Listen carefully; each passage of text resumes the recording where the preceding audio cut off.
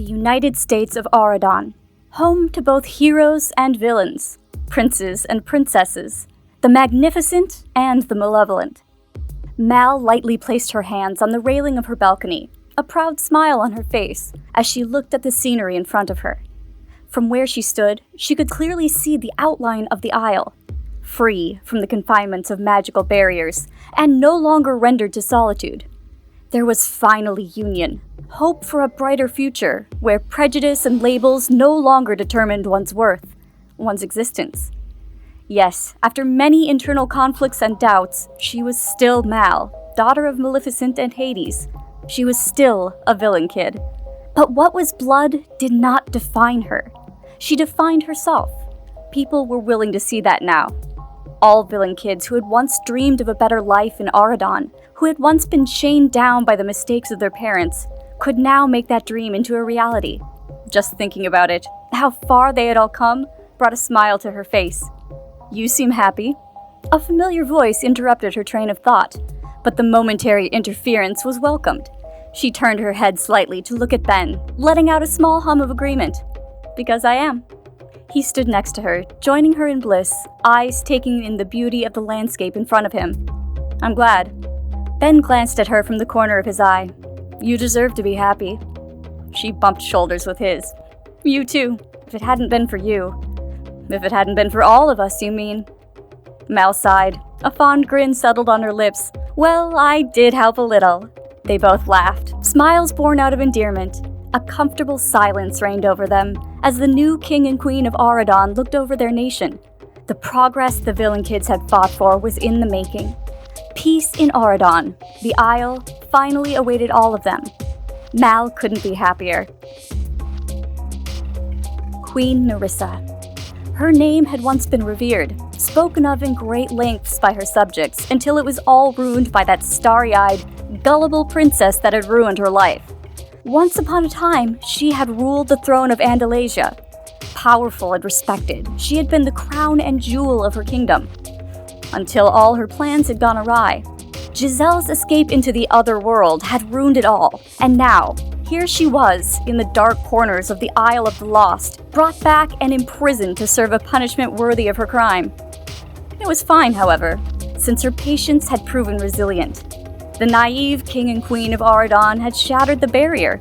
After so many years of meticulous plotting, the riotous waves of vengeance that simmered in the bottom of her stomach, it was finally time to make her move. Narissa stood in front of the Museum of Cultural History, an evil grin stretching her face. How silly, she thought, for the nobles of Auradon to house all their magic-woven artifacts in such a dim building for simple viewing. Didn't they know that those priceless items were meant to be used and, most surely, not looked at?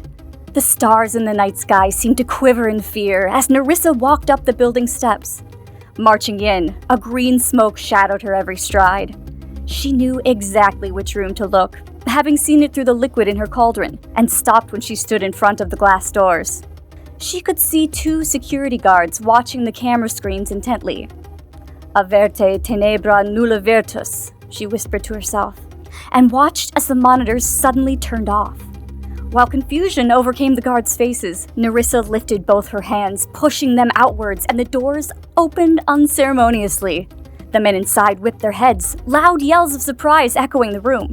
With a flick of her fingers, their eyes flickered closed, and they dropped to the floor. "Nighty-night," she mocked, swiftly stepping over them as she continued on. No worry coursed through her veins. Instead, they were fueled only by her arrogant confidence. Tomorrow, when they awakened, they wouldn't even remember a thing. Everything was going according to plan. Ultimately, she entered the room where it sat. Glimmering in the light it bathed in, Narissa dramatically gasped in wonder. How ugly. She held the sorcerer's hat in her hands. The design, the color, it was definitely not her style. Honestly, who would ever wear this? Sighing reluctantly, she raised it to eye level. This was the key to her ruling all the worlds. With this, she would gain immense power. Power so unimaginable that even Maleficent, claiming to be the most feared, would not compare. She would finally return to the throne, rightfully so. As her wicked laugh echoed the museum, she settled the hat on her head, and a blinding blue light marked the beginning of the end. The sorcerer's hat had been taken from the Museum of Cultural History in the middle of the night. No alarm, no camera footage, no witnesses. Even with the increased security that had been elevated after previous incidents. Yes, Mal and her friends had been responsible for one of these incidents, but nobody needed to know that. Someone had managed to rob one of the most dangerous artifacts in all of Auradon.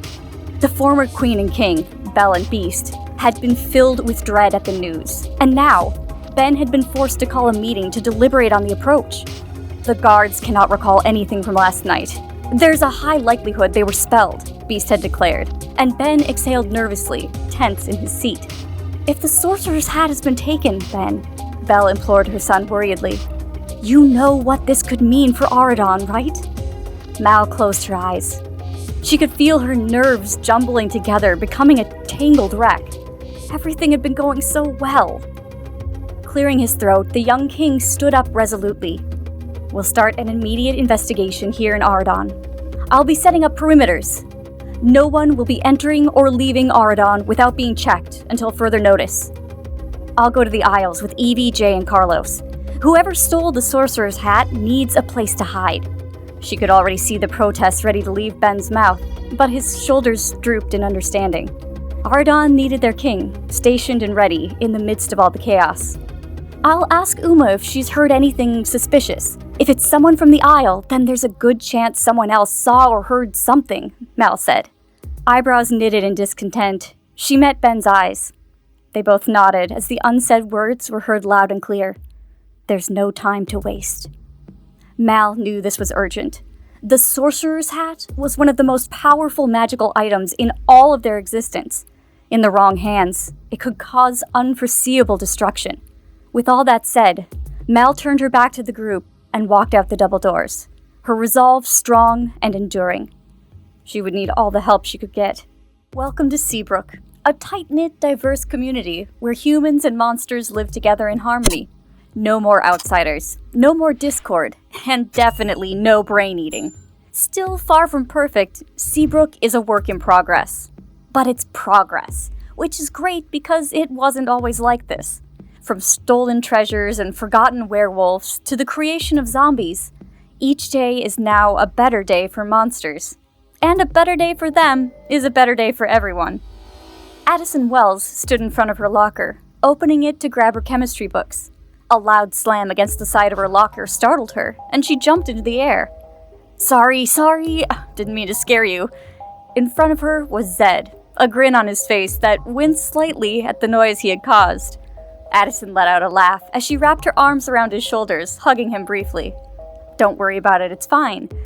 Behind him, she noticed Bonzo and Eliza. She waved at them before she turned her gaze back to Zed. You look tired, he said. I'm just, a little tired, that's all. I didn't really sleep well. She waved a hand at him nonchalantly while she spoke, a gesture that implored him to forget about it. She wasn't lying when she said that, nor was she fully telling the truth. She actually hadn't slept well. At least, she hadn't slept well after having sporadically woken up in the middle of the night. Addison was normally a deep sleeper. However, yesterday, she had felt a weird feeling, like someone calling her name, or something waking her up. When she groggily opened her eyes, and she was met with the flickering light of her alarm, a sudden clash had followed, like an explosion right outside her window. Her parents and everyone in the neighborhood had woken up at the unknown noise, running outside in their sleepwear with endless questions. It wasn't until the police patrol had arrived and sent them all back home, lips shut tight, and no explanations whatsoever. Her mom had gotten a call in the meanwhile, and she had left early in the morning to her office at the city council, most likely to handle the situation. So yes, Addison was lost and confused as to what had happened last night, just like many Seabrook residents. But she was also more confused about why she felt like she was connected to the strange phenomenon, whatever it was. Lost in her train of thoughts, Addison didn't realize that her friends were talking about just that. They say it was in the Forbidden Forest. Nobody knows though, because the patrol has it blocked off. Guess they're trying to keep things under wraps to avoid panic, which is stupid, by the way. We have a right to know, Eliza complained, her hands holding tightly around her laptop. Maybe it's better that way. People are already worried enough as it is. Keeping it on the down low when they don't even know what it is helps prevent people from panicking. Zed shrugged, keeping his arm wrapped around Addison. Wait, so nobody knows what it is? The white-haired girl asked, and Eliza shook her head. Some people say they saw something fall from the sky, but there's no way to prove that since nobody is allowed to actually look, the zombified girl replied before twisting her body in Zed's direction. And people are already panicking. Look around you, it's the only thing people are talking about. Addison did as Eliza said. She hadn't even noticed the whispering that was going on around them. The bell rang at that moment, and Bonzo and Eliza said their goodbyes. Zed turned to her, chuckling slightly at Addison's scrunched-up face. Do you have something on your... We need to go, she cut him off. And Zed widened his eyes in surprise. Like, to class?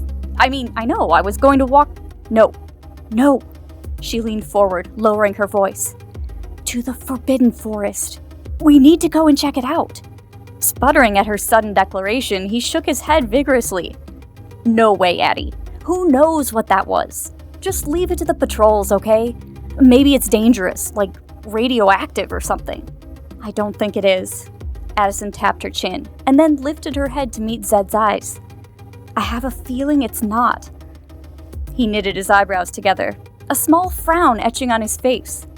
She could tell that he wanted to ask how she knew, but she quickly opened her mouth to stop him from doing so. Just, please, can you trust me? Sighing, he scratched the back of his neck, a nervous tick of his. Okay, fine. We'll go. But right after sundown.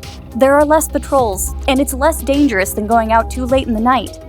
She hugged him tightly once more, a grin on her face. Thank you, Zed. Yeah, I'm amazing, I know. So, we have no idea who took the hat? Zilch? Nada? Carlos asked, an inquiring eyebrow raised. The 4 VKs walked down the bridge, the silhouette of the aisle becoming bigger and bigger as their hurried footsteps scuffed the ground in their haste. I'm pretty sure that's what she said, dude, Jay answered him, while Evie placed a hand on Mal's shoulder. She could see the strain of the pressure that fell on her friend. We'll figure it out. Together. Mal whispered a quiet, thanks, in response. But I would still like to point out that we still have no plan, Carlos added. Jay hit him on the shoulder, sending him a pointed look. What? I was just saying. Mal glanced at Cruella's son, stubbornly acquiescing. Hopefully, she sighed, Uma will know something. It was, however, as they stepped into the aisle, passing the entranceway, that they stopped. Their blanched countenances were cinched with puzzlement as a deafening silence buzzed in the air, their eyes speedily scanning the area. Is it just me, or... Carlos trailed off, but Evie finished his thoughts. Everyone's gone.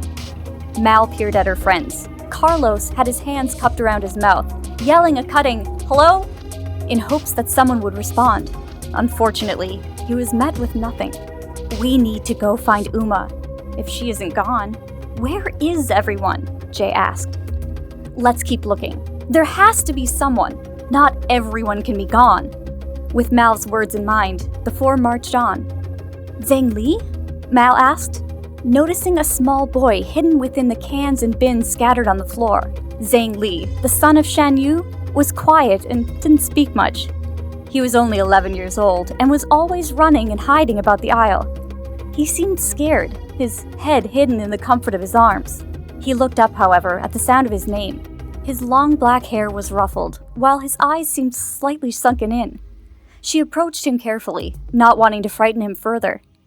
Are you okay? He didn't answer, and she crouched to see him at eye level. Do you know what's going on? He crumpled his face as he closed his eyes firmly. I don't think he wants to tell us, Mal, Carlos said. She nodded and tried a different tactic. Do you know where Uma is? At the sound of her name, he quickly opened his eyes, nodding his head vigorously. Uma's right here, a friendly voice came from behind her, and Mal quickly stood up in the direction it came from. Uma! The group yelled happily, and the green-haired girl exhaled in relief. Boy, am I glad to see you guys. As happy as I am, we got a problem. Jay looked around dramatically, jerking his head all around. We can see that. Where is everyone? Gone. Narissa has the sorcerer's hat. Mal raised both her eyes in shock. Narissa did this? She exclaimed, her mouth curved down to grimace. Last time I saw her, she was down in the caves after she tried to challenge my mom. She learned her lesson after that. Apparently she didn't. I don't know what she did, but all of a sudden there was this blue light, and suddenly everyone disappeared. Harry, Gil. Uma turned to Zhang Li, smiling lightly at him. Well, almost everyone. How come you and Zhang didn't? Uma didn't say anything. Instead, she took out her necklace and showed it to Carlos. They all understood. The necklace helped me deflect whatever weird spell it was that she cast over the isle. Zhang was with me at the time, so it protected us both. But it wasn't strong enough to protect everyone, Uma explained. Her tone was sad, and a frown replaced her smile. Evie rubbed her comfortingly. Do you know where Narissa is? Mal asked. And Uma bobbed her head. My best bet is the cave. There's nowhere else she could have gone. Mal placed her hands on her hips, shifting her gaze to her boots pensively. In a flash, she turned around and faced the group with a determined expression. Evie, Carlos, Jay, and I will go to the cave. Uma, you should take Zhang Li to Auradon. Tell Ben everything you told me.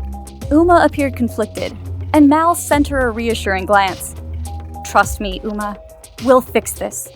If anything happens, you can come back with everyone and give us a backup. But right now, Auradon needs to know. They both watched each other. Mal shook Uma's free hand in promise. We'll stop her. They could see it clear as day. The narrow entrance to the cave, dark and ominous, in the recesses of the island's coast. Dread pricked at their skin as they neared the area, sending edgy glances at each other in the process. I'm really not looking forward to this, Jay muttered to himself, and Carlos mindlessly nodded. I wish Dude was here. Evie, eyes gingerly surveying the opening, wore a twisted frown. Maybe it's best if he wasn't. We have no choice but to go in. Stay on the lookout. Narissa is already powerful as it is, so who knows what else she could do with the hat in hand. Giving each other confidence boosts via mental pats on the back, they all entered, stances ready for a fight, an inevitability that would have to happen in order to defend Auradon and the Isle from the evil clutches of wickedness. Reaching the innermost part of the cave, the villain kids came across so this is her evil lair, huh? Carlos looked around, a mixture of awe and befuddlement. Jay inspected their surroundings, sifting through the spell notes spilled on top of the cherrywood table. Mal peeked inside the cauldron. A purple liquid swirled inside it, appearing cold to the touch. I can't believe all this time this was here. It's kind of stylish. On the other side of the cave, Evie's voice boomed around them, and she winced at her loudness. Sorry. She seemed to have been plotting for ages. Plans to... I don't even know how to read this. Mal, can you come here? The purple-haired girl approached Jafar's son, peering over his shoulders. I think she's planning on completely destroying Auradon, in hopes of rebuilding it under her rule. She sifted anxiously through the papers. Wait, no. Not just Auradon, but the land of no happily ever afters? Where even is that? Without warning, Carlos pointed at the blue, glimmering hat settled on a pedestal. Hey, isn't that... Guys, the sorcerer's hat! Everyone's head instantly snapped in Carlos's direction. Following the path of his finger, they all ran towards the hat in surprise. This was easier than I thought it was going to be, Jay exclaimed. He reached out to grab it until Mal clutched onto his arm to stop him. Wait, it's probably just a trap? Smart girl. The hat disappeared in a cloud of green smoke, and when they turned around, there stood Narissa, the hat in her hand and a nasty sneer on her face. I needed you lousy children out of my way. Can't have you disrupting my plans. Toodles. Placing the hat on her head, Queen Narissa raised both hands into the air. Aperium rerum visis faciuntos parare. The villain kids ran forward in an attempt to stop her. A blinding blue light emitted from her hands before it encompassed the entire cave. Mal struggled to keep her eyes, and as her eyes tried to adjust, she saw the slimmest aperture. A passageway, just like a portal to an alien world, growing in the space in front of them. She felt her hand grab onto Narissa's arm just in time, and suddenly, everything turned black. I know I agreed we would come, but this This is way out of our pay grade. Zed, we are not getting paid for this. I know. That's what makes this even worse. Zed and Addison had found the location. The yellow police tape that read, "Caution, do not enter," had been a great help, actually. In front of them was a humongous crater. Trees, soil, and earth had seemingly been blown away by the impact. The impact of what, specifically?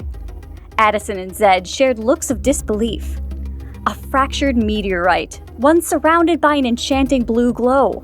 Addison took tentative steps towards it. She could almost feel it pulling her towards it, beckoning her to get closer. With every move she made, there was a rush of something powerful inside her, like it was awakening. So magnetized by this strange feeling, she hadn't even noticed that her white hair, her most abnormal feature, one she had hidden for years, had started to glow until Zed called her name. Addie. Addie! Baffled and in awe, he trained his eyes on her hair. It's glowing. Addison lifted a piece of it, examining it, before steering her gaze to the meteorite. It seemed like it had shattered, missing a chunk of its core. She reached her hand out, hovering over it for a few seconds before settling it delicately on its surface. She gasped. Addison felt like a box had been opened, and whatever had been inside had spilled, coursing through her veins now. It was in that moment that, to their right, a bright light shone, and there, at the center of it all, appeared... What in the world?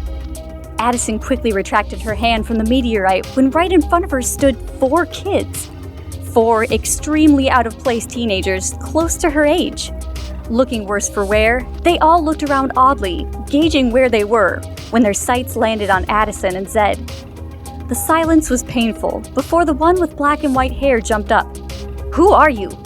"Who are you?" Zed retaliated accusingly, moving closer to Addison. No, I asked first." "What is that?" The Seabrook-born teen interrupted. Everyone followed to where her gaze was directed. Behind the 4 foreigners was a rift. A flickering, glowing fissure no wider than a thumb. "That's what we came out of," Mal said, eyebrows furrowed, and Zed's mouth fell open. "Out of? Who are you?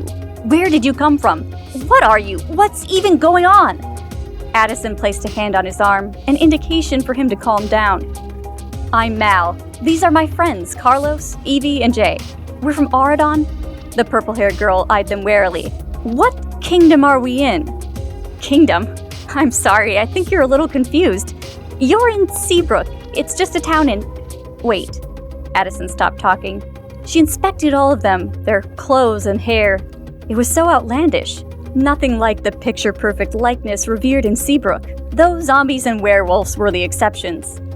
She peeked at the meteorite. This couldn't possibly be a mere coincidence. "Are you guys aliens? Like, from another planet?" Zed seemed to have arrived at the same conclusion. Jay made a face, and Carlos vigorously shook his head in denial. "No, we're from Auradon, you know, homeland to all the villains and heroes and stuff." He trailed off as he watched their faces morph into utter skepticism. "You mean like fairy tales? The princes and princesses, the fairy godmother? Yeah, no way." Addison cleared her throat, shaking off the confusion. "I believe them, Zed. They're just as confused as we are, and you're not exactly a normal human either." "We don't have time for this," Mal grunted, her face scrunched up in frustration. Zed raised an eyebrow. "We need to go back," Evie tacked on, turning towards the rift. "No, we can't." The trio gave her a look. "Narissa didn't just send us here. She came with us. I grabbed onto her when it all happened." "Then why isn't she here with us?" Jay asked. "Probably because she landed somewhere else. Her magic is woven with the hats." The purple-haired girl fixed her gaze on Addison. "Wherever we are, Narissa is now a threat to your home too. We need to bring her back to Auradon, now." "A threat to our home? Who's this Narissa?" Zed questioned. "She's a powerful magical being that made half of our kingdom disappear," Mal explained with a deadpan face. His question had been answered, and yet it only provided him with more questions. "She didn't mean to come here with us, so she needs to find a way out through this rift. We can wait her out here. Ambush her," Evie concluded. Guys?" Carlos called, but his friends ignored him. "Do you know a spell that can locate her, Mal? the girl's best friend asked, moving to stand in front of her. Guys, hello? Carlos called once more, but his voice was ignored. Zed looked to see what he was trying to point to, wondering why he was so concerned. I do, but... Mal lifted her hands, her eyes flashed green, and Addison took a step back in fear. Suddenly, her eyes returned to their regular state. I can't use my magic. My powers, I think they're fading away. Hello, yes, I think the rift is closing, Zed finally yelled, realizing the situation. Yes, thank you, Carlos said, and they all whipped their heads to examine it. The fissure that had once been the width of a thumb was now much thinner. Okay, new plan. Now we really need to find her, Jay asserted, panic marring his voice, and Mal immediately turned towards the Seabrook duo. We need your help. And Addison didn't need to think twice before giving her answer. We'll do it. You know, I didn't actually say this before, but your green hair's pretty cool. Thanks, Jay. It's the zombie genes. Zombies. Yeah, you know, like the undead brain-eating monsters. Jay's eyes widened at his words. No, not that. That was all the past. Not now. Zed exhaled in relief, and Carlos patted his back. No worries, dude. We get it. Well, not really, but you're cool. Guys, I'm glad you're all getting along. Mal interrupted the boys' conversation, hands crossed, and one telling eyebrow raised. But we have more important things to worry about. The entire group, harried-eyed and anxious, reached the closed gates of Seabrook, finally exiting the dark eeriness embodied in the Forbidden Forest.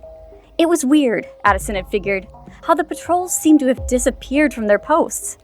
Zed had excused it by noting that it simply could have been because it was nightfall, since the fusion of colors which had formerly painted the sky were now smeared with a navy blue tone, sprinkled with glittering stars. However, when they had entered Zombie Town, it all made sense. The patrols hadn't left. They had disappeared. As for the zombies, they... Zed! Addison called, her voice strained by the fright that overcame her. The teen jumped in front of her as they all gathered together. In front of them, a horde of zombies, eyes glowing in electric blue, all trooped towards them, groaning as they set their eyes on their targets. Narissa spelled them! Mal screamed as she struggled against one that tried to grab her arm. Evie pulled her back and turned her head in Addison's direction. Oh, what do we do? I don't know. Zed? It's not... They're bands. They're all... The green-haired boy held his neighbor back, not wanting to hurt him. They look like they're being controlled. Carlos and Jay stood their ground, maneuvering around the band of zombies that were after them. Suddenly, all of the zombies spoke at once. You foolish pests. Stop getting in my way. I'm going back and conquering Auradon no matter what it takes. That's Narissa, Mal yelled. She's speaking through them. Running towards Addison and Zed, she pulled their arms, leading them through the streets of Zombie Town. They couldn't fight everyone. In order for her to control everyone, she needs to be in close range. Is there anywhere here that's somehow magically powered? What? No, we don't have magic. We have monsters, the green-haired zombie answered. But Addison shook her head as she came to a realization. Actually, there might be. Zed sent her an inquisitive look. I'm talking about the power plant, or what was the power plant. It collapsed after it exploded, but there was a moonstone under it. Evie and Mal shared glances with each other, wearing the same musing expression. They could hear the stampede of footsteps behind them. They couldn't stand around. Their time was running short, and they only had one shot left. Being here, it's affecting our magic. Hat or no hat, she must be running short, just like us. That place, it must be buzzing with magical energy, even if the whole place blew up. Now that you mention, Mal, Evie huffed out, there must be some sort of energy close by. I can feel it too. Zed and Addison moved towards the front of the group as they all sprinted away. We'll lead you there. They stopped in front of what was once the entry to the power plant. In complete ruins, the area was quiet. No longer could they hear the echoes of scurrying footsteps behind them. It was when Zed took the first step forward that he heard the sound of shoes scuffing the leftover rubble. In front of him, Eliza and Bonzo remained motionless. The electric blue in their eyes illuminated brightly, a sign of their mind control. Narissa appeared behind them. The sorcerer's hat seemed to have taken a completely different look from what the villain kids were used to. No longer was it a striking blue littered with stars, a symbol of balance and harmony that was necessary in the nature of the universe. Instead, it was striped with a distorted, dim green, the color one would identify with envy and poison, that was housed in a void of black. Her presence was unsettling. Addison could feel the goosebumps forming in her arms. Zed stepped forward. "Bonzo! Eliza, snap out of it! She's—" "Oh, please," Narissa laughed evilly. "You think that kind of talk is just going to wake them up? As if this was some sort of fairy tale?" She spat out, and Addison's eyebrows nodded in anger. "This isn't some world you can just take under your tyranny. Just let everyone go!" Narissa smacked her lips in annoyance. "All this talk is boring me. I have things to do." She raised her hands and pushed them out. Eliza and Bonzo responded to the motions like puppets on a string. They lurched forward, and Jay and Carlos did the same. Pinning Bonzo to the floor, Zed shouted, "Don't hurt them! They're still our friends!" The two boys, startled by the cry, loosened their grip, and Bonzo broke free. Zed noticed that the clasp of the Z-bands on both of his mind-controlled friends had been released. As a grin grew on her face, Narissa shrugged her shoulders with faux nonchalance. "Whoops." Mal ran forward in an attempt to capture their enemy, but the cloud of green pushed her back.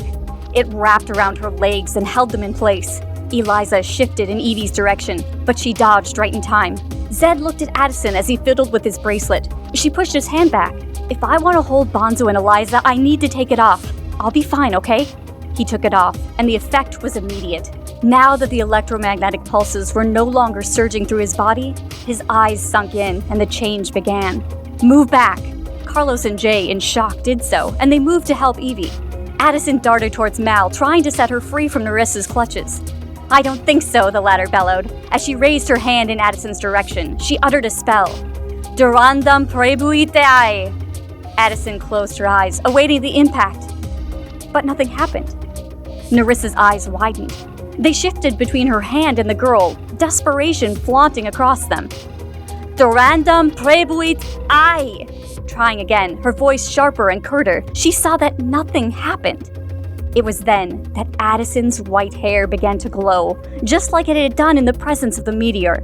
Mal's emerald eyes started to glimmer in response, and suddenly, she felt a power flow through her that made her strong enough to break free. "Addison, it's you! You're the magical source in this town!" Narissa grunted in fury. "No, you're not getting in my way!" Marching backwards, arms spread to the side, she chanted, "Speciosus formosus precalis." The hat shone bright, inundated in the former queen's signature smoke. However, it seemed to falter when Addison lifted her palm and pointed it in her direction. Narissa sneered, preparing to try again. They warred in a battle of magic. Mal placed her hand on Addison's shoulder. "We can beat her together. Repeat after me. Filled with wickedness, she has digressed. Leave her powerless, I profess." The daughter of Maleficent and Hades, villains of the past, raised her hand to help defeat evil. Both girls repeated the phrase, and Narissa rechanted her own spell. An electrifying haze of green emitted from her hands, and her sorcery was met head-on with the combined power of Addison and Mal. A blinding light shone, casting all of Seabrook in a sudden pulse of magic. They covered their eyes with their elbows, and when they brought them down, Narissa, who had once been standing tall in front of them, was now... Was that supposed to happen? On the ground was a small orb with a shrunk-down Narissa trapped inside. She hit against the walls, but to no avail. The walls would not shatter. Mal picked it up and shrugged her shoulders. "She's definitely powerless now," the girl chuckled, and Addison picked up the strewn hat that had fallen on top of the rubble. "What happened? I have a raging headache." They both turned their eyes to the sound of Eliza's voice. Zed and the rest of the group had managed to place their Z-bands back on, and best of all, Narissa's mind control had vanished. "Hey, God's gusto," Bonzo said, repeating Eliza's words as he rubbed his aching temples. Addison and Zed laughed, and the latter placed an arm around his friend. Who are they?" Eliza jerked her head in the direction of the villain kids, and Addison smiled at them. "Meet our new friends." Once they had defeated Narissa, Seabrook had returned to normal. The humans who had vanished were back, memories jumbled, and with no recollection of what had happened, while the zombies were, well, disoriented at best. Addison and Zed had led the villain kids back to the location of the meteor. Hat or no hat, the rift wouldn't open, even with Mal's restored powers. They figured that it was possible that the location where the meteor crashed had served as a power source for the rift, which required a large abundance of magic to open. Mal fiddled with the hat, turning her body in Addison and Zed's direction. Behind her, Carlos, Jay, and Evie, who held Narissa, or the orb more specifically, in her hand, smiled at them. "Thanks for your help. We couldn't have done it without you guys." Addison waved her off. "You saved Seabrook. I hope it all works out in Auradon." Carlos playfully scoffed, a confident grin on his face. "Now that we have the sorcerer's hat and Narissa put away, it'll definitely work out." Evie shook Addison's hand, looking between her and Zed. "It was awesome meeting you guys." "You too." Hesitating, the Queen of Auradon stepped forward, and she passed Addison the hat. "I was thinking, there's a high chance that you're the only one that can open the rift." The Seabrook cheerleader sent her a questioning look, and Mal continued her explanation. "Whatever magic exists here in Seabrook," both of them glanced at the meteor, "you're at the center of it all. You hold this place together, and I know that the magic is in good hands. So if there's anyone that can open it, I think it's you." Addison stayed silent, a contemplative expression on her face. She splayed her fingers on the edge of the hat, holding it and placing it on her head. Her white hair shimmered as the moonlight illuminated the sky. Everyone watched as the meteor was simultaneously encompassed by a blue-hued light. Mal had been right. Whatever magic was rooted in Seabrook, Addison could harness it. She had once felt like she didn't belong, like an outcast, but it was clear that she never was. Closing her eyes, Addison thought of her new friends, how she wanted them to save their homeland, just like they had saved her. When she heard a light gasp, it was her cue to open her eyes. There, right in front of them all, was the rift, reopened once more. Addison took off the hat and handed it back to Mal. As she and Zed watched Mal, Carlos, Evie, and Jay approach the bridge that connected Seabrook to Auradon together, they all bid their goodbyes. "We'll see you around."